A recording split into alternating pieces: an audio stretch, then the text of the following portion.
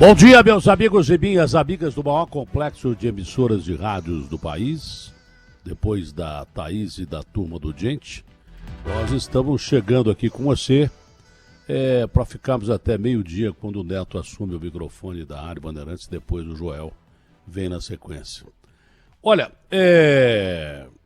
primeiro falar dessa Enel, é chover no molhado, né? Ou na falta de eletricidade, ou na falta mesmo de vergonha na cara, na cobrança absurda de algumas contas que a gente já vem denunciando, não é de hoje, é de há muito tempo que a gente vem metendo o pau, descendo o cacete dessa cobrança absurda que a gente tem observado. Primeiro que cobrar pela média já é ferrar aquele que não gasta nada.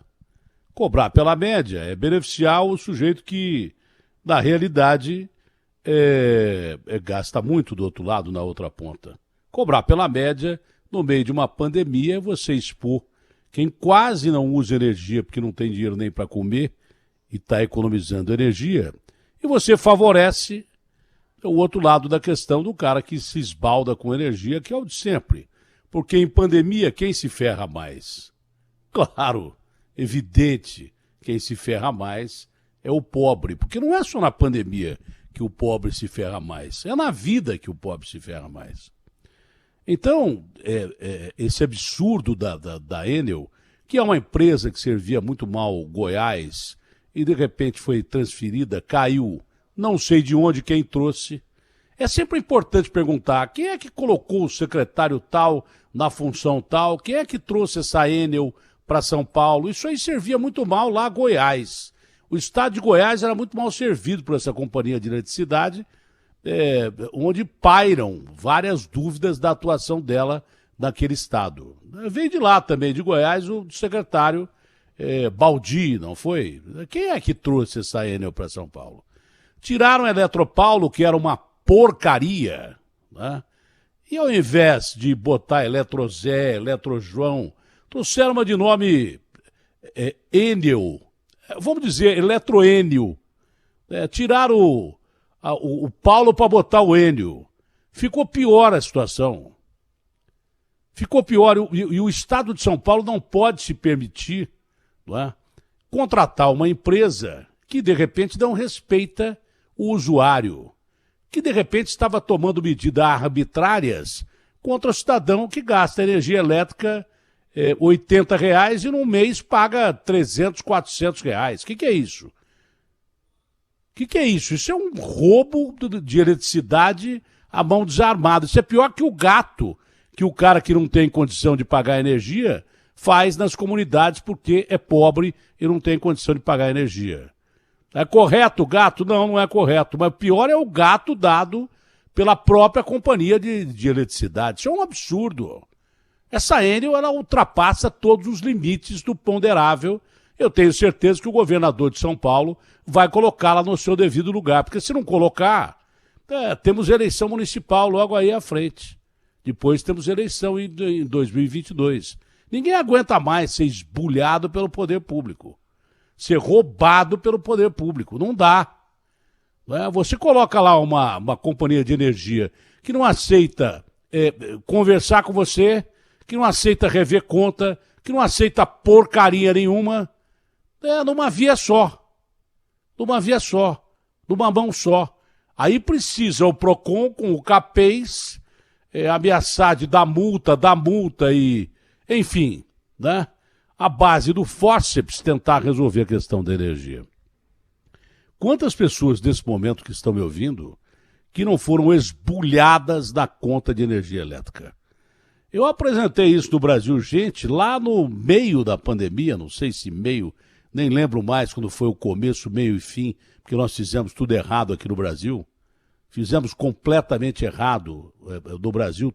As medidas que nós tomamos no Brasil nos fazem ultrapassar 3 milhões de pessoas contaminadas, chegar perto dos americanos que estão em primeiro lugar e deixar morrer mais de 100 mil pessoas. Então nós erramos em todos os lugares, não é?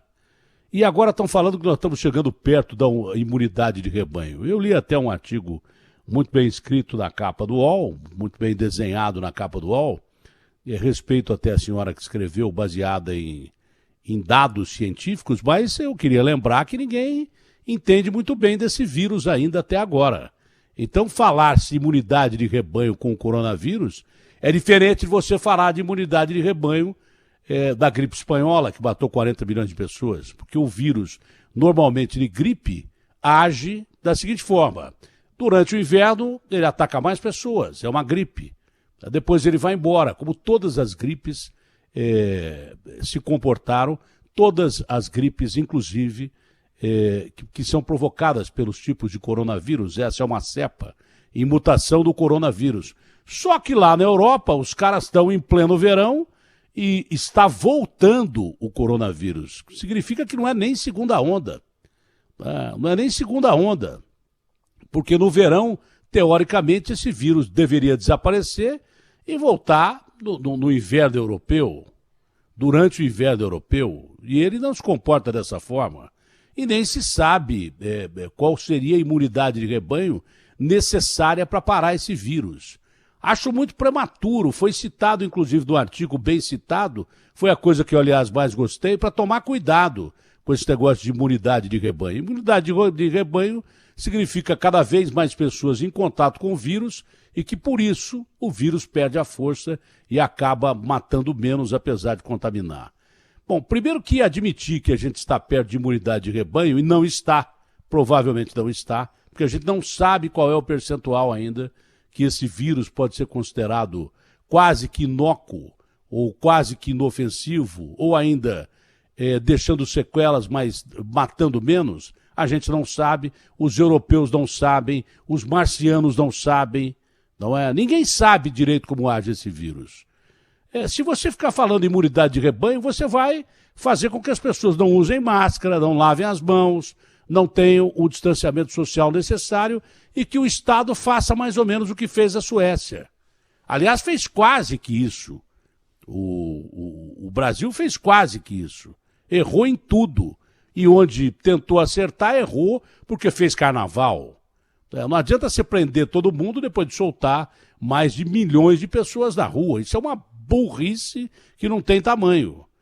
Burrice que custou vidas e custou empregos e quebrou o Estado e quebrou o Brasil.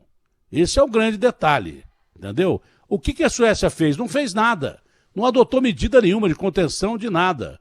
Moral da história, é o país que, por cabeça, por pessoa, mais morreu gente, mais que os Estados Unidos. É que é um país pequeno, não aparece tanto nos números que nós temos por aí. Uma perguntinha técnica, esse nosso YouTube está no ar ou caiu exatamente a hora que nós entramos? Não, só para saber. Estamos no ar.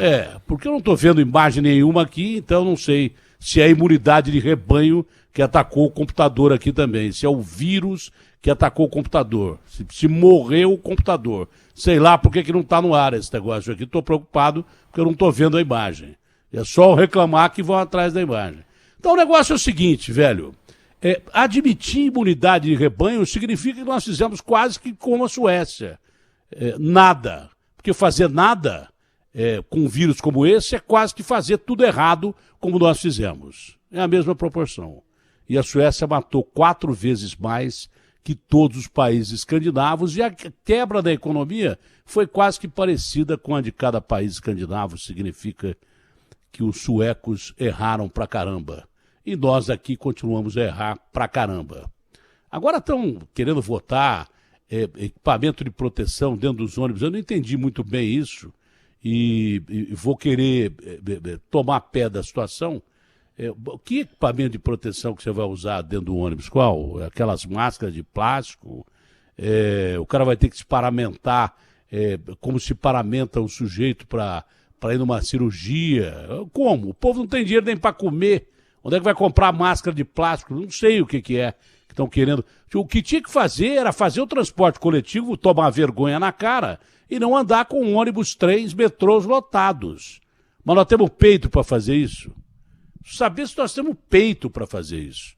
Porque aqui você contrata empresas, a Enel, que cobra o que quer da conta do cara, contrata empresas de ônibus que lota os ônibus do jeito que quer. Entendeu? Deu para entender? Captou a mensagem? Ou não captou? No fim, quem leva ferro? No fim de tudo, quem é que acaba se ferrando? É sempre o mesmo, o povão. Acaba sempre o povão pagando e pagando caro por uma situação lamentável que devia estar na mão dos nossos governantes e não está. É lamentável, infelizmente, a gente viver essas situações. No momento que eu estou falando aí, olha, muita gente deve estar reclamando de conta de luz, porque é uma palhaçada você expor pessoas como lá em Santo Amaro, que estão fazendo filas, né, para tentar entrar em contato com a Enel e de repente ver uma informação do Lucas Herrero. Olha, não adianta ir na Enel, porque a Enel está se resolvendo com o CAPES, com o PROCON. Isso é um absurdo você expor gente no meio das pandemias. Né? E você falar que nós estamos chegando perto da imunidade de rebanho, quando a gente tem quase que o recorde de pessoas mortas no estado de São Paulo, que passa a ser o epicentro de casos da doença no mundo. É o estado que mais tem pessoas contaminadas pelo coronavírus. Eu não sei em mortes como é que está, mas ontem os Estados Unidos todo tiveram 420 mortes e nós quase perto disso. Ou nós 420, eles um pouco mais, um pouco menos. Todos os Estados Unidos, que são o país que mais mataram e que mais tomaram emprego, arrebentaram da economia do mundo e que mais contaminaram cidadãos do mundo, nós somos o segundo colocado. E só o estado de São Paulo teve o número de casos parecido, pertinho do que tem os americanos. Então, realmente, eu não sei para onde a gente vai. Não sei. Cada dia é um dia nesse país, e o pior é que cada dia, um dia nesse país, é um dia pior. Não é um dia melhor, não é um dia que dá esperança. Deve ter gente reclamando de combustível adulterado, depois que os caras diz que inventaram o combustível para o Hamilton correr nas pistas de Silverstone. Nem sei se usa mais Silverstone. E, aliás, nem estou vendo essa Fórmula 1, que é chata pra caramba, que só ganha um. Agora inventaram de trocar pneu para outro ganhar. Tá? Nem estou vendo mais direito isso aí. Essa é a grande realidade.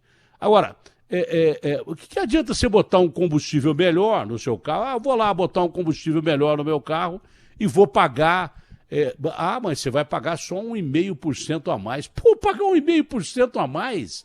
Pagar 1,5% a mais, o cara não tem dinheiro para se alimentar, para dar comida para a família. Se ele paga a Enel, ele não consegue comer.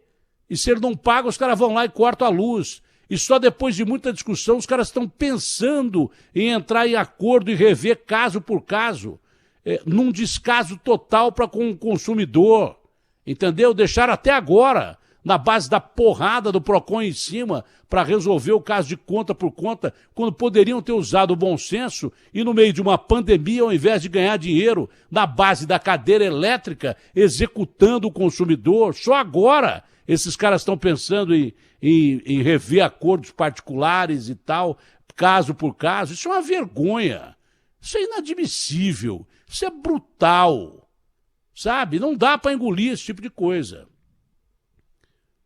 E isso tudo tem veio político no meio, por isso que eu também não decidi, muito por isso também que eu não decidi entrar na política, porque não sei se conseguiria resolver alguma coisa, porque tudo tem dedo político no meio dessas coisas. Alguém que trouxe a Enel para cá, alguém que deixa o transporte coletivo andar lotado, entendeu? Olha, eu vou dizer uma coisa, o desalento que a população brasileira tem em relação ao resto do mundo, é que você percebe nitidamente, claramente, que cada vez mais o seu governante está te deixando na mão, que você está ficando a pé.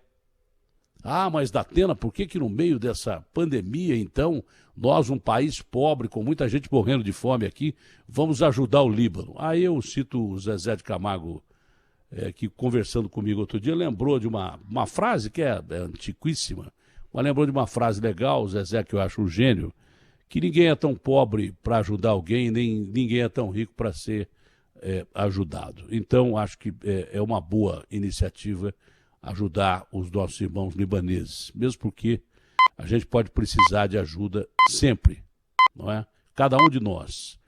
Agora, não dá para aceitar esse tipo de desbando dessa Enel, não dá para aceitar esses transportes coletivos lotados, Não dá para aceitar pagar mais caro por uma gasolina que você não quer, ninguém te pediu essa gasolina. Se ao invés de melhorarem a gasolina na octanagem ou sei lá o que, o combustível melhorar e tal. Falou um ouvinte da Rádio Bandeirantes, que é um ouvinte que eu prestei muita atenção. A nossa gasolina já é batizada pelo governo, porque tem álcool no meio. E se ela não tivesse álcool? Ela teria uma octanagem melhor, queimaria melhor o combustível. Por que misturam gasolina com álcool? Ela já é batizada pelo governo. Mas se você não tivesse que pagar 1,5% a mais dessa gasolina nova que vem aí, melhor seria se o governo começasse a fiscalizar, a correr atrás de postos, muitos deles usados pelo crime organizado, né, para lavar dinheiro, que colocam dentro do seu carro, moto, romizeta, sei lá o que você está andando, mas que precisa de combustível, uma porcaria que é tudo menos o combustível que você está comprando. Né?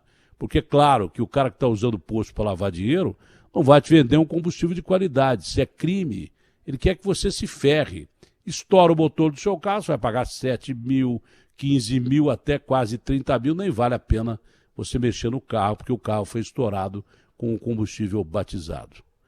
No mais, meus amigos e minhas amigas, a cada decisão que você toma na vida, um pedaço de você parece que é arrancado do seu corpo. Eu estou realmente muito triste depois de... eu tive, num espaço curto de tempo, que tomar duas decisões, e as duas decisões, uma passou por um convite de uma emissora de televisão, que foi o Sistema Brasileiro de Televisão. Eu cheguei a falar até com o Silvio Santos, o Guilherme Storiar e o Maciel, que eram lá do SBT. Não custa nada você conversar com as pessoas, mas declinei do convite de ir para o SBT, porque eu tenho uma história aqui na Bandeirantes e pretendo terminar a minha história aqui na Bandeirantes. Mas a cada discussão dessas conversações, você perde um pedaço de você mesmo. Eu já perdi muito dinheiro com isso. Mas o dinheiro que eu perdi não é nada comparado ao desgaste emocional que você tem, sabe? Quando te dão uma opção que você realmente não quer, você quer ficar no lugar que você está muito bem nessa casa que eu estou há praticamente 30 anos, contando o tempo que eu fui repórter esportivo e locutor esportivo, aliás, um locutor péssimo, mas um repórter de razoável a bom, numa equipe fantástica do Luciano do Vale, que eu nem preciso falar quem trabalhava aqui, mas a cada discussão de possibilidade de você deixar o lugar, você fica triste no outro dia. E, de novo, a perspectiva da política em que eu renunciei à possibilidade de ser candidato a prefeito de São Paulo, porque o partido em que eu estou me deu a oportunidade de ser prefeito de São Paulo. Eu não quis sair candidato como prefeito de São Paulo e tentou-se uma aliança com o Bruno Covas, que queria que eu fosse o vice-prefeito dele. Eu até cheguei a conversar com o Bruno várias vezes. Eu gosto do Bruno, eu confio na pessoa, não confio em partidos, mas confio nas pessoas, né? E fiquei triste de não dar certo, mas eu preferi ficar na Rede Bandeirantes, mesmo por quem conversa com o dono da emissora. Ele me aconselhou a ficar aqui na Rede Bandeirantes de Comunicação e me disse que precisava de mim nesse momento. Eu me sinto muito feliz que ele precise de mim e eu estou aqui para ajudar a Rede Bandeirantes, que não precisa da minha ajuda, mas que é sempre bom a gente estar numa equipe somando alguma coisa no meio de uma pandemia que leva cargos e vidas. A gente já perdeu os dois aqui. A gente já perdeu muitos companheiros de muitas datas, porque as empresas não estão conseguindo manter os empregos. Eu choro também a perda desses companheiros, a maioria pessoas da técnica com qual eu convivo, que a emissora não pôde manter, como todas as emissoras não puderam manter. Esse é o grande detalhe, né? Mas também as vidas que se foram e que eu lamento mais ainda, porque vidas são vidas e você não tem nem oportunidade de tê-las de novo consigo, mesmo que em outro lugar. Então eu choro os dois lados. Mas a cada decisão que você toma, você se sente chacoalhado emocionalmente, né?